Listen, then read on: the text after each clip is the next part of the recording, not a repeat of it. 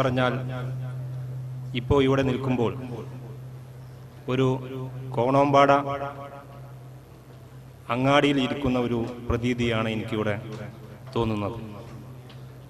നമ്മുടെ ചുറ്റും കോണോമ്പാറക്കാരും നമ്മുടെ തൊട്ടടുത്ത പ്രദേശങ്ങളിലുമുള്ള ആളുകൾ മാത്രമാണുള്ളത്. നമ്മുടെ എല്ലാവരുടെയും ചിരകാല സ്വപ്നമായിരുന്ന കോണോമ്പാറ പ്രവാസി കൂട്ടായ്മ ഇപ്പോൾ ഇവിടെ യാഥാർത്ഥ്യമായിരിക്കുകയാണ്.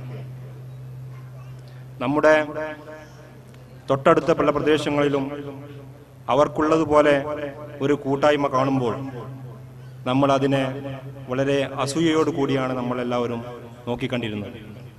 നമുക്കും അതൊരു കൂട്ടായ്മ സാധ്യമാകുമോ എന്ന സംശയം നമ്മൾ പല പ്രാവശ്യം നമ്മളോടായിട്ട് സംസാരിച്ചിട്ടുണ്ട്. പക്ഷേ നമുക്കതിന് കഴിയുമെന്ന് ഇവിടെ നമ്മൾ തെളിയിച്ചിരിക്കുകയാണ്. ഈ ഒരു കൂട്ടായ്മയ്ക്ക് വേണ്ടി ഞങ്ങൾ പല പ്രാവശ്യം ഔപചാരികമായും അനൗപചാരികമായും പല യോഗങ്ങളും ഷറഫിയിൽ വെച്ച് കാണുമ്പോൾ പല പ്രാവശ്യം അതിനെക്കുറിച്ച് സംസാരിക്കുകയും ചെയ്തിട്ടുണ്ടായിരുന്നു. അപ്പോഴൊന്നും അതിൻ്റെ ആ കൂട്ടായ്മയുടെ പൂർണ്ണ രൂപത്തിലേക്ക് എത്തിക്കാൻ ഞങ്ങൾക്ക് കഴിഞ്ഞിരുന്നില്ല. എന്നാൽ കഴിഞ്ഞ 2 മാസം മുമ്പ് നമ്മളിൽ നിന്ന് വേർപെട്ടു പോയ നമ്മുടെ കോണോമ്പാറയിലെ കാരണവരായിരുന്ന കോണോമ്പാറ മസ്ജിദുൻ നൂറിൻ്റെ ദീർഘകാല പ്രസിഡന്റായിരുന്ന AP ബാപ്പു ഹാജിയുടെയും മുള്ളമടക്കൽ ഹംസാക്കയുടെ മരണത്തെ തുടർന്ന് നമ്മൾ വിളിച്ചു കൂട്ടിയ മയ്യിത്ത് നമസ്കാരത്തിന് നമ്മൾ കോണോമ്പാറക്കാരായ ജിദ്ദയിലും മക്കത്തുമുള്ള ഒരുപാട് ആളുകൾ ആ പരിപാടിയിൽ പങ്കെടുക്കാൻ വന്നിരുന്നു. ആ മയ്യിത്ത് നമസ്കാരത്തിന് നേതൃത്വം നൽകിയത് ബഹുമാനായ സയ്യിദ് ഇബ്രാഹിമുൽ ഖലീൽ ബുഖാരി തങ്ങളായിരുന്നു. ആ ഒരു കൂടിച്ചേരലിൽ നമുക്കും ഒരു കൂട്ടായ്മ വേണമെന്ന ആവശ്യം വളരെ ശക്തമായി വരികയും ഒരു കൂട്ടായ്മ രൂപീകരിക്കാൻ നമ്മൾ തീരുമാനിക്കുകയും ചെയ്തു. ആ കൂട്ടായ്മയുടെ ഒരു പ്രാരംഭ പ്രവർത്തനങ്ങൾക്ക് വേണ്ടി ഒരു ചെറിയ അഡ്ഹോക് കമ്മിറ്റിയെ നമ്മൾ തീരുമാനിക്കുകയും അതിൻ്റെ ചെറിയ പ്രവർത്തനങ്ങൾ ഞങ്ങൾ നടത്തുകയും ചെയ്യുകയുണ്ടായി. നമ്മളിൽ നിന്നും വേർപെട്ടു പോയ മുള്ളമടക്കൽ ഹംസാക്കയുടെ മകളുടെ വിവാഹ ആവശ്യത്തിലേക്കായി നമ്മുടെ ആ അഡ്ഹോക് കമ്മിറ്റിക്ക് ഒരു 45,000 രൂപ നമുക്ക് അദ്ദേഹത്തിൻ്റെ മകളുടെ വിവാഹ ആവശ്യത്തിലേക്കായി നമുക്ക് അയച്ചു കൊടുക്കുവാൻ കഴിഞ്ഞു. ഇതെല്ലാം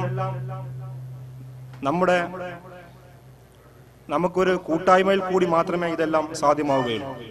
തീർച്ചയായും ഈ കൂട്ടായ്മ നമ്മുടെ നാടിൻ്റെയും നാട്ടുകാരുടെയും ഉന്നമനത്തിന് വേണ്ടിയായിരിക്കുമെന്ന് ഞാൻ വിശ്വസിക്കുന്നു. തീർച്ചയായും ഇതിൻ്റെ 2 മാസങ്ങൾക്ക് മുമ്പ് നമ്മൾ രൂപീകരിച്ച അഡ്ഹോക് കമ്മിറ്റി അതിൻ്റെ ഒരു പ്രാരംഭ പ്രവർത്തനങ്ങൾക്ക് വേണ്ടി മാത്രമായിരുന്നു. തീർച്ചയായും നമുക്കിതിനെ നല്ലൊരു കമ്മിറ്റി വേണം, നല്ലൊരു പ്രസിഡന്റും സെക്രട്ടറിയും ഖജാൻജിയും എല്ലാം നമുക്ക് വേണം. അതിനു മുമ്പായി നമ്മുടെ ഈ കൂട്ടായ്മയ്ക്ക് വേണ്ടി ഒരു ഭരണഘടന ഞങ്ങൾ കുറച്ച് ആളുകൾ കൂടി കണ്ട് തയ്യാറാക്കിയിട്ടുണ്ട്. അത് ഇതിൻ്റെ ഒരു കരട് രൂപം മാത്രമാണ്. ഇത് ഞാനിവിടെ വായിക്കാൻ പോവുകയാണ്. ഇതിൽ നമുക്ക് ചില കാര്യങ്ങൾ കൂട്ടിച്ചേർക്കേണ്ടതായും ഒഴിവാക്കേണ്ടതായിട്ടും ഉണ്ടാവും. നിങ്ങളുടെ എല്ലാവരുടെയും ചർച്ചയിൽ കൂടി മാത്രമേ നമുക്കതിന് സാധ്യമാവുകയുള്ളൂ. നിങ്ങളെല്ലാവരും ഇതിനു വേണ്ടി സഹകരിക്കണം എന്ന് ഞാൻ പ്രത്യേകമായി നിങ്ങളെ ഓർമ്മപ്പെടുത്തുന്നു. നമ്മുടെ ഭരണഘടന ഞാനിവിടെ വായിക്കുകയാണ്. 1. സൗദി അറേബ്യയിൽ പ്രവാസ ജീവിതം നയിക്കുന്ന കോണോമ്പാറ പ്രദേശത്തുകാരുടെ കൂട്ടായ്മയാണ് കോണോമ്പാറ സൗദി പ്രവാസി കൂട്ടായ്മ. 2.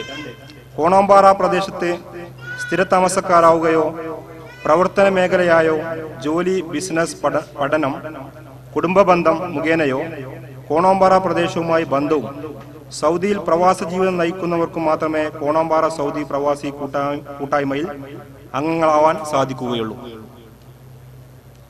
അടുത്തത്, കോണോമ്പാറ സൗദി പ്രവാസി കൂട്ടായ്മ തീർത്തും കക്ഷി രാഷ്ട്രീയ ജാതി മത താല്പര്യങ്ങൾക്ക് അതീതമായി പ്രവർത്തിക്കുന്ന സംഘടനയാണ്.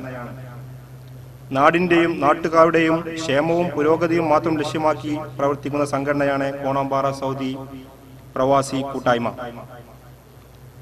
കോണാമ്പാറ സൗദി പ്രവാസി കൂട്ടായ്മയിലെ അംഗത്വത്തിനുള്ള അംഗത്വ ഫീസ് 10 റിയാൽ ആണ്. അംഗങ്ങൾ മാസവരിസംഖ്യയായി 10 റിയാൽ സംഘടനാ ഭാരവാഹികളെയോ ചുമതലപ്പെടുത്തിയവരെയോ കൃത്യസമയത്ത് ഏൽപ്പിക്കേണ്ടതാണ്. അംഗത്വ ഫീസിലൂടെയോ വരിസംഖ്യയിലൂടെയോ സംഭാവനയിലൂടെയോ ലഭിക്കുന്ന വരുമാനം തികച്ചും ജീവകാരുണ്യ പ്രവർത്തനങ്ങൾക്ക് മാത്രമേ ഉപയോഗിക്കുകയുള്ളൂ. ഏതെങ്കിലും കാര്യത്തിൽ അഭിപ്രായ വ്യത്യാസം ഉയർന്നാൽ അംഗങ്ങളുടെ ഭൂരിപക്ഷ അഭിപ്രായങ്ങൾക്കനുസരിച്ച് തീരുമാനമെടുക്കാവുന്നതാണ്. കോണാമ്പാറ സൗദി പ്രവാസി കൂട്ടായ്മയുടെ പ്രവർത്തനങ്ങൾ സൗദിയിലെ സംഘടനയെ അംഗങ്ങൾ അഭിമുഖീകരിക്കുന്ന പ്രശ്നങ്ങൾക്കായിരിക്കും മുൻതൂക്കം നൽകുന്നത്. സംഘടന നേതൃത്വം നൽകുന്ന എല്ലാ സംരംഭങ്ങളുമായും മെമ്പർമാർ പൂർണ്ണമായും സഹകരിക്കേണ്ടതാണ്. സംഘടനയിലെ മെമ്പർമാർക്ക് നമ്മുടെ സംരംഭങ്ങളിൽ പരിഗണന ലഭിക്കുന്നതാണ്. അംഗങ്ങളല്ലാത്തവരെ സംരംഭങ്ങളുമായി സഹകരിക്കുമ്പോൾ സംഘടനയിലെ ഏതെങ്കിലും അംഗത്തിന്റെ ഉത്തരവാദിത്വത്തോടു കൂടി മാത്രമേ സാധിക്കുകയുള്ളൂ. സംഘടനയുടെ സാമ്പത്തിക ഇടപാടുകൾ കൃത്യതയോടെയും സുതാര്യമായും കൈകാര്യം ചെയ്യാൻ എല്ലാ മെമ്പർമാർക്കും ഭാരവാഹികൾക്കും ഉത്തരവാദിത്തമുണ്ട്. സംഘടനയുടെ ഫണ്ടിൽ നിന്നും കടമായോ ആനുകൂല്യമായോ ലഭിക്കുന്ന തുക തിരിച്ചു കൊടുക്കേണ്ട തുക കൃത്യസമയത്ത് തന്നെ തിരിച്ചെടുക്കേണ്ടതാണ്. വീഴ്ച വരുത്തുന്ന അംഗങ്ങൾക്ക് ഭാവിയിൽ സംഘടനയുടെ സഹായമോ സഹകരണമോ ഉണ്ടായിരിക്കുന്നതല്ല. കടമായി കിട്ടിയ തുക മുഴുവനായും സമയബന്ധിതമായി തിരിച്ചു കൊടുക്കേണ്ടതാണ്. അല്ലാത്ത പക്ഷം കമ്മിറ്റിക്ക് ലഭിക്കാനുള്ള തുക മുഴുവനായും വസൂലാക്കുവാനുള്ള അധികാരം ഉണ്ടായിരിക്കുന്നതാണ്. പ്രവാസി പ്രശ്നങ്ങൾക്ക് മുൻഗണന നൽകുന്നതോടൊപ്പം നാട്ടിലെ ജീവകാരുണ്യ പ്രവർത്തനങ്ങൾക്ക് പ്രാധാന്യം നൽകുന്ന പ്രവർത്തനമായിരിക്കും സംഘടന കൈക്കൊള്ളുക. കമ്മിറ്റിയിൽ നിന്നും കടമായി ലഭിച്ച തുക തിരിച്ചടക്കുമ്പോൾ ലഭിച്ച തുകയേക്കാൾ കഴിവിനനുസരിച്ച് കമ്മിറ്റിയിലേക്ക് സംഭാവന നൽകാവുന്നതാണ്. സഹായ അപേക്ഷകൾ ഒരേ സമയം ഒന്നിലധികം കമ്മിറ്റിയുടെ മുമ്പാകെ വന്നാൽ പ്രശ്നത്തിന്റെ ഗൗരവം, പ്രാധാന്യം എന്നിവ കണക്കിലെടുക്കുകയും ഏറ്റവും അടിയന്തരമായും സാമ്പത്തികമായുമുള്ള പിന്നോക്കാവസ്ഥയും പരിഗണിച്ച് കമ്മിറ്റിക്ക് തീരുമാനമെടുക്കാവുന്നതാണ്. സംഘടനയുടെ ജനറൽ ബോഡി യോഗം നിർബന്ധമായും വർഷത്തിൽ ഒരു പ്രാവശ്യമെങ്കിലും കൂടേണ്ടതാണ്. മുഴുവൻ മെമ്പർമാരും യോഗത്തിൽ നിർബന്ധമായും പങ്കെടുക്കേണ്ടതാണ്. യോഗം ചേരുന്ന വിവരം മെമ്പർമാരെ ടെലിഫോൺ, ഇമെയിൽ, പത്രം എന്നിവ മുഖേനയോ നേരിട്ട് കണ്ടോ അറിയിക്കുന്നതാണ്. യോഗത്തിൽ പങ്കെടുക്കാൻ കഴിയാത്തവർ ഭാരവാഹികളെയോ ഉത്തരവാദിത്തപ്പെട്ട അംഗങ്ങളെയോ അറിയിക്കേണ്ടതാണ്. ഭാരവാഹികൾ, നിർവാഹക സമിതി അംഗങ്ങൾ എന്നിവ സംഘടനയുടെ യോഗത്തിൽ നിർബന്ധമായും പങ്കെടുക്കേണ്ടതാണ്. അടിയന്തര സാഹചര്യം മൂലം പങ്കെടുക്കുവാൻ കഴിയാത്തവർ ന്യായമായ കാരണം സഹിതം കമ്മിറ്റിയെ അറിയിക്കേണ്ടതാണ്. സംഘടനയുടെ പ്രവർത്തനം ജിദ്ദ ആസ്ഥാനമാക്കിയുള്ളതായിരിക്കും. സംഘടനാ അംഗങ്ങൾ സാമൂഹ്യ വിരുദ്ധ, സദാചാര വിരുദ്ധ പ്രവർത്തനങ്ങൾ ഏർപ്പെടുകയോ സംഘടനയ്ക്ക് പേരുദോഷം വരുത്തുന്ന പ്രവർത്തനങ്ങൾ ഏർപ്പെടുകയോ ചെയ്യരുത്. അത്തരം വിഷയങ്ങൾ സംഘടനയ്ക്ക് യാതൊരു ഉത്തരവാദിത്വവും ഉണ്ടായിരിക്കുന്നതല്ല. സൗദിയിലെയോ ഇന്ത്യയിലെയോ അല്ലെങ്കിൽ മറ്റു രാജ്യങ്ങളിലെയോ ഏതെങ്കിലും ക്രിമിനൽ കേസുകളിൽ അംഗങ്ങൾ ഉൾപ്പെട്ടാൽ അവരെ സഹായിക്കുവാനുള്ള ഉത്തരവാദിത്തം സംഘടനയ്ക്ക് ഉണ്ടായിരിക്കുന്നതല്ല. പ്രദേശത്തെ സമഗ്ര പുരോഗതി, നിർദ്ധരരെ സഹായിക്കുക, വിദ്യാഭ്യാസ സഹായം തുടങ്ങി നന്മ ലക്ഷ്യം വെച്ച് സംഘടന നടത്തുന്ന എല്ലാ ക്ഷേമജീവകാരുണ്യ പ്രവർത്തനങ്ങളിലും എല്ലാ അംഗങ്ങളും സഹകരിക്കേണ്ടതാണ്. ഭാരവാഹികളുടെയും അംഗങ്ങളുടെയും പ്രവർത്തനങ്ങൾ തികച്ചും സുതാര്യവും പ്രതിഫലവും കൂടാതെ ആയിരിക്കണം. നിലവിലെ കമ്മിറ്റിയുടെ കാലാവധി 1 വർഷമായിരിക്കും. ഇതാണ് ഒരു കരട് രൂപമെന്ന രീതിയിൽ ഉണ്ടാക്കിയ ഭരണഘടന. ഇതിൽ നമുക്ക് ചില മാറ്റങ്ങളും കൂട്ടിച്ചേരലുകളും വരുത്താവുന്നതാണ്. അത് നിങ്ങളുടെ ചർച്ചയിൽ കൂടി മാത്രമേ നമുക്ക് സാധിക്കുകയുള്ളൂ. അതിനു മുമ്പായി നമുക്ക് ഒരു കമ്മിറ്റി രൂപീകരിക്കേണ്ടതുണ്ട്. ആ കമ്മിറ്റിക്ക് നമുക്ക് ഒരു പ്രസിഡന്റ് വേണം, 3 വൈസ് പ്രസിഡന്റുമാർ വേണം, ഒരു സെക്രട്ടറി വേണം, 3 ജോയിന്റ് സെക്രട്ടറിമാർ വേണം, ഒരു ഖജാൻജി വേണം.